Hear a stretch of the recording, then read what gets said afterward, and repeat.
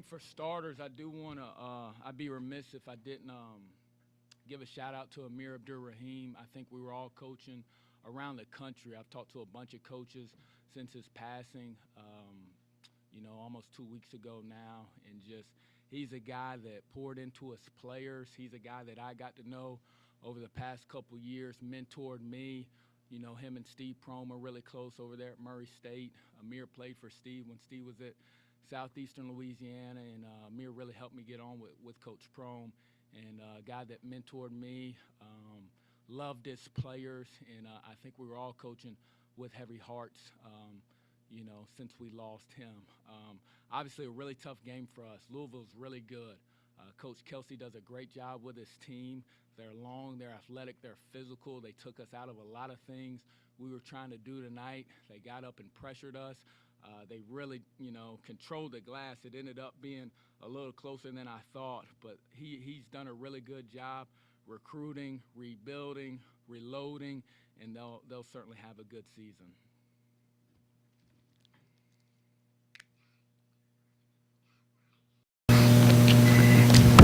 Coach, if you could just kind of talk about, it seems like Louisville puts so much pressure on you on both ends of the court. They're constantly Absolutely. running, make or miss, and then they're doubling down, they're digging down. Just how difficult it is to play against that relentless pressure the whole game. Very difficult, very difficult.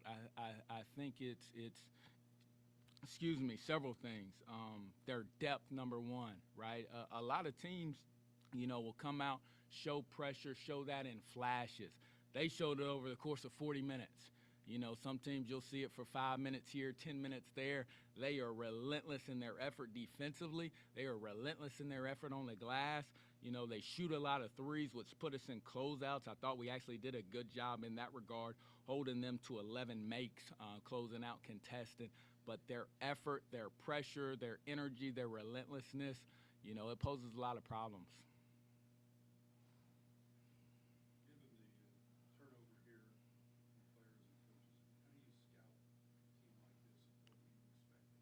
Yeah, it's hard to scout. You go based off of some what Coach Kelsey did at his previous stop, but we were fortunate. We had the Bahamas games, we had the Young Harris and the Spalding games, so we had 3 or 4 games to go off of, and you kind of saw those same things here.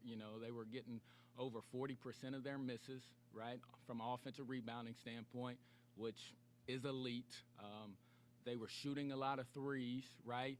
And you can kind of get a feel for it, watching film, but playing against it live, it's a whole nother level.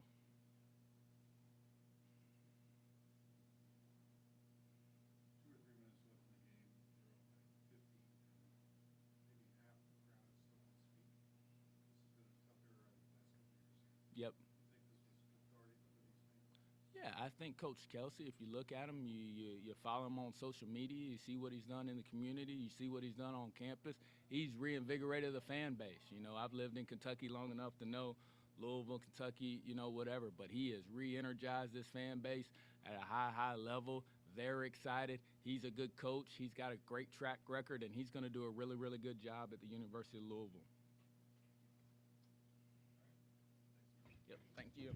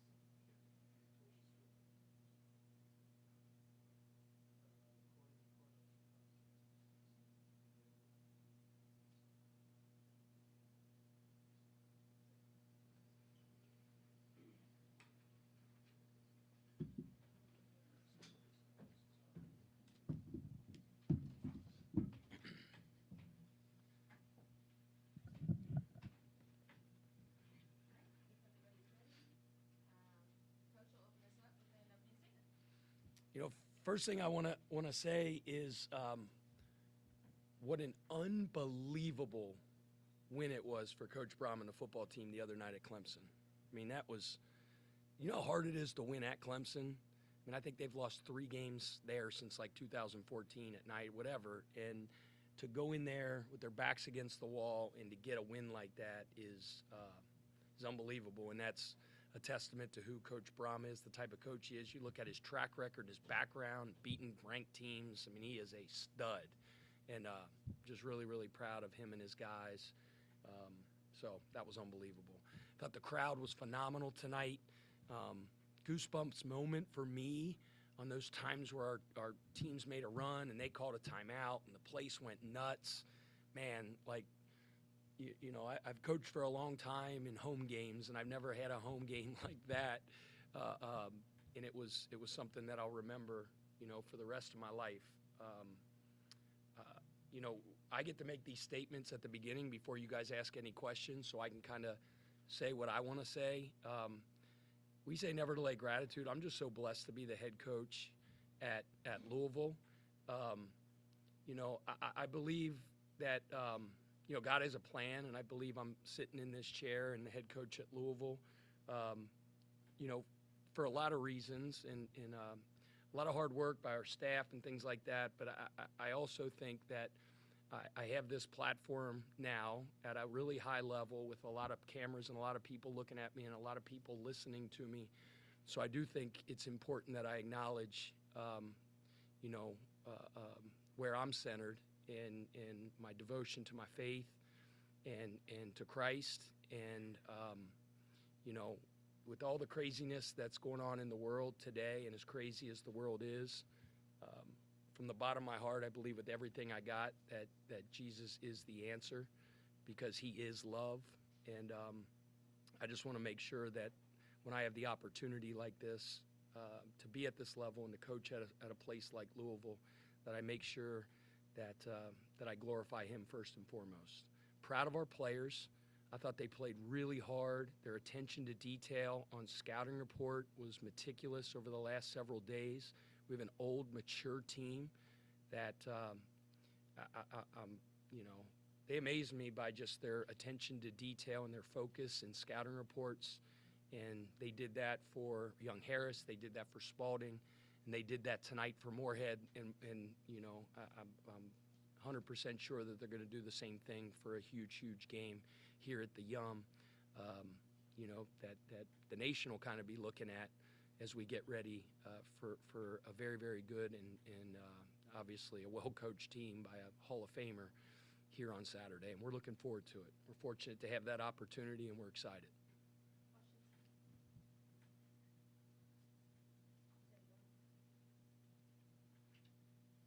You've obviously had big wins before at home. What could you elaborate on what you meant by never had a home game like this before? Yeah, I don't want to say that in any way that say that I'm saying anything disparaging about the home games I've coached at before, because every one of them was special to me. But man, you know, the exhibitions were cool, but it's different. It was different tonight, and you know, they have this magic lighting where it kind of like blacks out a little bit the upper deck, so like you couldn't really tell that there wasn't a ton of people up there, but that lower bowl was packed. And I'm pretty darn sure I know our fan base, and obviously they know the caliber of the game that we play on Saturday, that I bet if I squint up there in those like blacked out areas with those special lights that they have, there's going to be some people up there too. So we're going to need every one of them. And, you know, this place, this arena, when it's buzzing like it was tonight, is a difference maker. It's a factor. Our crowd was a factor tonight. When we got those ovations and the place got really loud, I mean, it just absolutely changes things. So, you know, I know our fans were phenomenal tonight. I know they'll accept the challenge to make it one of the most hostile environments in college basketball on Saturday. Coach, if you could just talk about the defensive effort in the first half to only allow 3 makes, only 14 points allowed in that first half. You play a high possession game, so to hold a team to 14 points is almost impossible. Just kind of talk about the defensive effort. Yeah, we said it was really important to try to get the game on our terms because we play a very fast pace and they're more of a slow pace team. There's a million ways to skin a cat. There's a lot of different ways to win, whether you're fast pace, slow pace, you play inside, you play outside, you play 5 out, whatever it is. There's a lot of different ways to do it. But we knew if we couldn't get stops and they were getting to the free throw line, right, then the tempo of the game would get taken out. We just talked about, getting stops, which is making a miss, no offensive rebounds, and defending without fouling, which kind of would ignite our fast break and let us get out and do what we do best, and that's play out in the open court. And our guys really did that. And a lot of it was that attention to detail. They're a team that runs a lot of set plays, complicated set plays, things that you really have to be on. We talked about trying to disrupt their rhythm because they wanted to play in rhythm with their set plays. And then they have a bunch of wrinkles because with their set plays, they have the set, and they have a counter to the set, they have a counter to the counter, and they have a counter to the counter to the counter. And our guys were on all those and just did a good job of making them labor to score, limiting them to 1 shots. I thought at halftime they had a few too many offensive rebounds. A big kid, 23s, a load in there. But that's something that we can clean up a little bit going into the next game. Coach, everyone talks about the shooting ability of your team, but only knocked down 11 threes and shot 30%, but still able to get a big win. What does that say about your team still being able to score, in the 90s, even though you weren't, hitting as many threes as you typically would want to hit? Man, I just thought, when we're hunting great shots, right? I don't. And great ones are, shots at the rim, get to the free throw line, rhythm threes are things that we really, really value. Like, I don't get caught up in the makes and misses. Like, we're generating great ones by sharing the ball. I mean, we had 21 assists and 5 turnovers. And guys were giving up good for great. They were touching the paint. They're a help-heavy team. We were spraying it, getting open shots. I mean, if we're generating great ones, it's going to hit. I mean, they missed 4, 5, 6 in a row. Keep hunting great. And at the end of the day, the consistency of playing that way is gonna end up being a very, very efficient offense. So I didn't even know we only shot 30%. We made 11 threes. I just know one thing: like, we were generating really, really good shots because we were playing selflessly. Yeah. Just curious. How you go about scouting a team like that. A first-year head coach. They have a good bit of turnover. From the team last season. So what was that process like for you? Yeah, I mean, you really got to dive into tendencies of personnel, right? I mean, most of their players come from other places and things like that. You really study the places that the head coach had been, and, you just, I mean, we had all summer to do it, right? So, our staff, and I want to make sure I mention our staff, because all those details on personnel and on preparation and on scouts, it's the job our staff does. I mean, those guys are relentless in their attention to detail and preparing our guys. Like, I'm just the type where I don't prepare for the next game till this one's over. Like, I didn't start talking about Morehead, honestly, until Spalding was over. I didn't. And, assistant coach that had that scout, they do all the work, and then when I walk out of here, they'll give me the folder with all the information on it. They'll give me my computer. It'll have all the breakdowns. It'll have all the and then my sole focus is on Tennessee. I just operate better like that. Like, if I try to spin too many plates and I lose focus on what's right in front of me, I'm less effective. My adult ADD kicks in. I think I got it.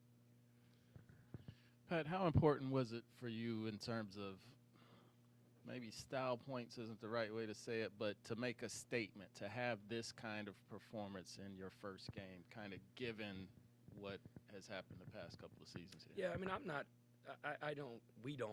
nobody in our organization focuses on anything but right now and what we're doing moving forward, and I know there's been a lot said about how it was and how that's over. That's in the past. It's about the next thing. It's about Louisville basketball moving forward. And, I mean, you come out of a game like that, and the crowd was great.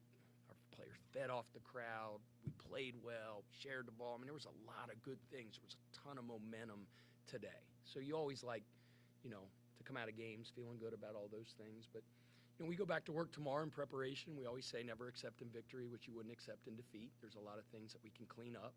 Can't give you all of them right now, but once we watch tape and pour over that, we'll put this game to bed. The first day when we come back, so our guys will be off tomorrow, academics and recovery, and then we'll have 3 days to get ready for Tennessee. The first thing we'll do is focus on this game, clean up all the stuff, and then we'll turn our attention to Tennessee. There aren't many games that we've had here recently that were 50-point leads late. The fans, many of them were still standing at that point. Do you think that's just kind of a pent-up, frustration with the way things have been and a need to let it out? Yeah, again, our sole focus is now. Like, I know the stuff that will be written about how it was and how it is now. I mean, it's the new era of Louisville basketball, and that's all we're focusing on. And I just know the crowd was elite tonight. The energy was elite tonight. The standing ovation with up 40-something at the end of the game was awesome. And it's because we have the best fan base in the country. You can't convince me otherwise.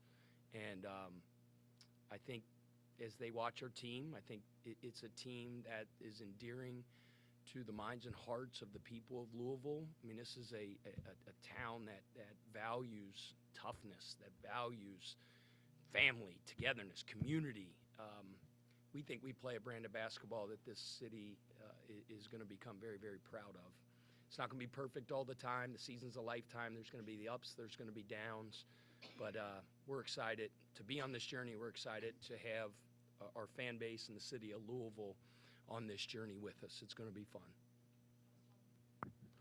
Coach, if you could your team is very aggressive defensively, digging for steals, slapping down on the big guys when they have the ball in the post. But even when those guys gamble for steals, you don't tend to give up a lot of easy looks if they don't get the steal. What is the game plan with that? Is that more the players just making the decision on their own? Is that something that you see schematically defensively when you look at them? Like, what's the process there?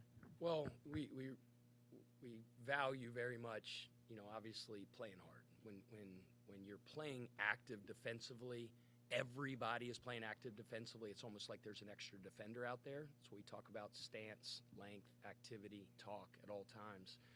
And, I thought we did that today. We have a lot of guys with great defensive instincts as well. Just a couple of them to name. Chucky Hepburn is elite in his defensive instincts. Cason Pryor's another one. He's got elite defensive instincts, and sometimes those guys kind of go out of the system a little bit, but you got to let them be who they are, right? You don't want to put those guys in a box and take away some of their true gifts. So, sometimes they'll get a little crazy and gamble a little bit, and it costs us on the backside. But again, I'd rather try to reel them back in a little bit than try to inject that into them. You mentioned after that first exhibition that was the most nervous you'd ever been as a head coach and had trouble kind of getting into a pregame rhythm. How did this game compare to that in terms of nervousness, and were you able to get into a little bit more of a... Man, I'll be honest with you. I was way more nervous for the exhibition games. I don't know if it's because maybe I'm in a routine a little bit or something, but prayed a lot this morning and asked for calm and for a clear mind, and, God is great. So it was awesome. I had a ton of family in from Cincinnati today, my siblings, my parents, aunts and uncles, so many people here to celebrate a really cool day. The guys kind of doused me with water in the locker room. Josh presented me with the game ball, his first official win as the head coach at Louisville, and I'm very grateful for that. It was an awesome time, but again, man, I'm just a part of this. I have an elite staff. I have a fun team to coach. The support we get from our administration, Josh is the leader. We have great tools here. We have great resources, and we have great human resources, and I'm lucky to be a part of it. I just wanted to ask you, like you said, you got Tennessee coming in this Saturday.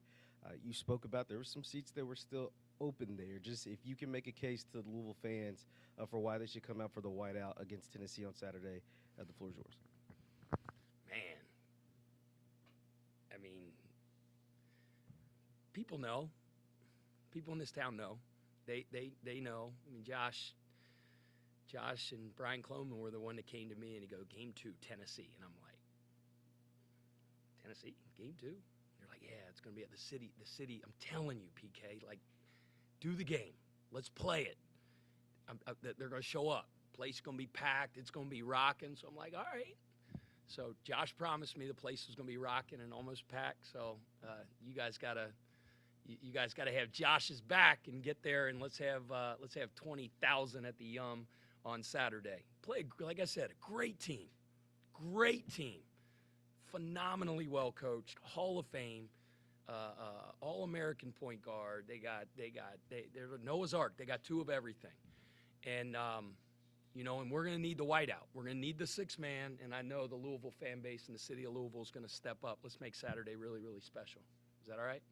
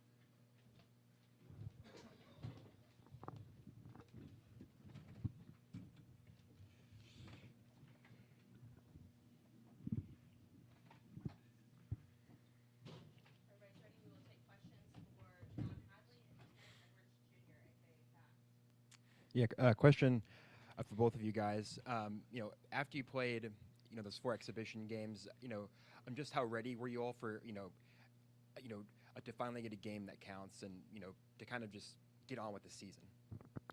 Yeah, I think it was huge to have that environment, especially out there for our first game as well.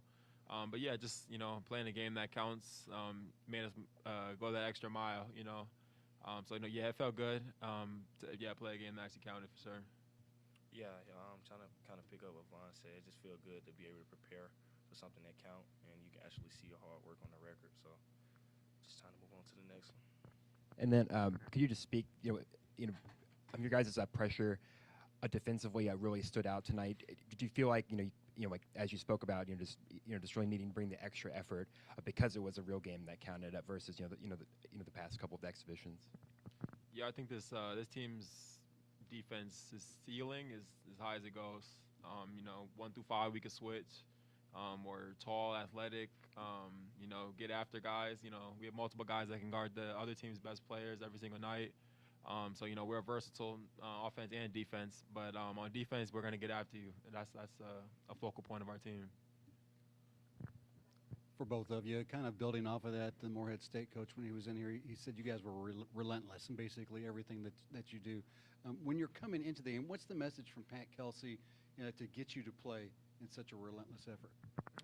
It's the 3 things that we go by: relentless effort, competitive excellence, and power of the unit. So we kind of take that to the court, and we play as a team like that. Like everything we do it with great effort, and we depend on each other. Like Vaughn said, we got good defenders like Chucky and Vaughn that pass it down to like me and Corin, where we wasn't really defensive guys at our last school. So practicing with those guys every day in practice make us want to really be a two-way guard.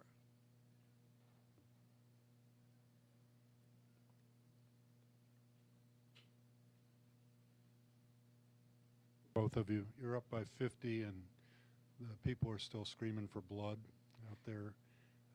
What do you make of that? I mean, after the last couple of years have been pretty difficult around here, have you maybe given them a cathartic moment? Yeah, I would just say this is us being ourselves.